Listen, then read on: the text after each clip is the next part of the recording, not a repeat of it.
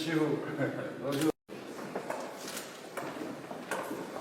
Nous avons commencé la vaccination au mois de mars, le 24 mars.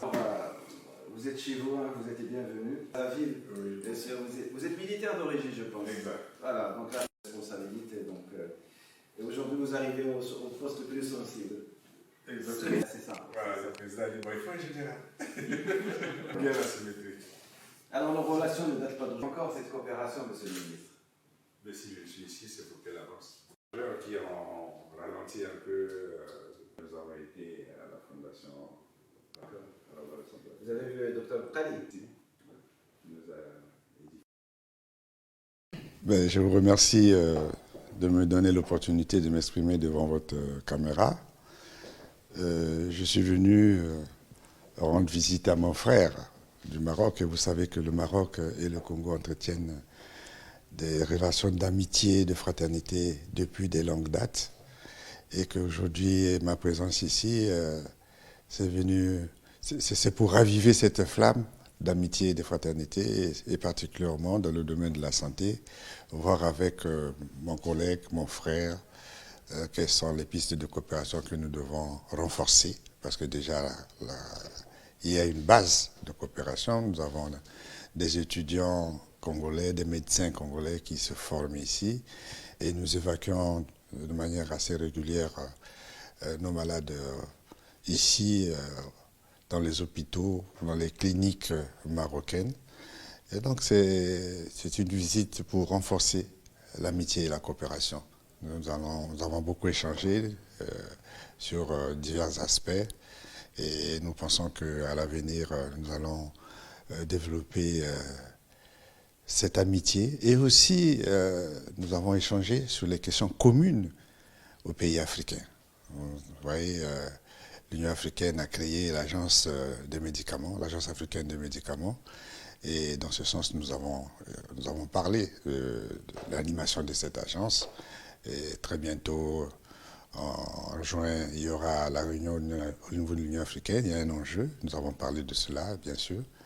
Et nous espérons aussi que le Maroc va être tête de file dans la production et de médicaments et de vaccins en Afrique. Et le Congo, en tant que pays frère et pays ami, qui milite justement pour l'autonomie de l'Afrique en matière de production de médicaments, de vaccins, ne peut que soutenir les efforts du Maroc. Merci. Alors nous avons reçu aujourd'hui au siège du ministère de la Santé Monsieur le ministre de la Santé de la République du Congo-Brazzaville, Monsieur Gilbert Mokoki.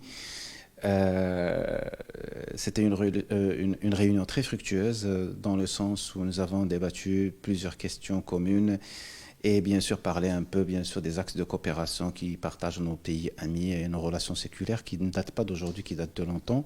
Aujourd'hui, on a mis sur la table des grandes questions en rapport avec la santé, surtout après bien sûr la pandémie. Et le continent doit sortir gagnant de cette gestion puisqu'il doit tirer des leçons quant à la souveraineté sanitaire qui passerait inéluctablement par la souveraineté médicamenteuse et aussi la souveraineté vaccinale.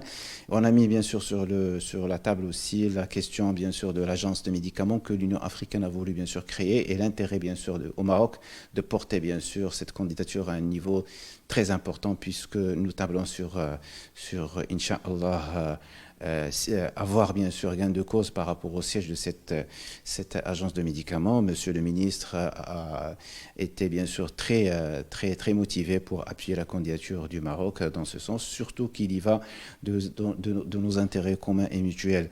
Également, nous avons bien sûr touché la question sur la formation, l'expertise et mettre au centre d'intérêt aujourd'hui toutes les technologies nécessaires pour accompagner le Congo-Brazzaville et vice-versa des différentes compétences, surtout que la médecine aujourd'hui connaît une mutation et une dynamique très importante. Et aussi la question des ressources humaines qui est très très cruciale. Et puis c'est une question qui est aujourd'hui de l'ordre qui est du ressort bien sûr universel puisque la pénurie elle existe partout. Et nous avons débattu sur les différentes possibilités, comment fidéliser nos compétences in situ et essayer bien sûr de trouver quand même un cadre mieux attractif et incitatif pour nos compétences et échanger également les différents malades et les différentes expertises entre nos deux pays. Merci beaucoup.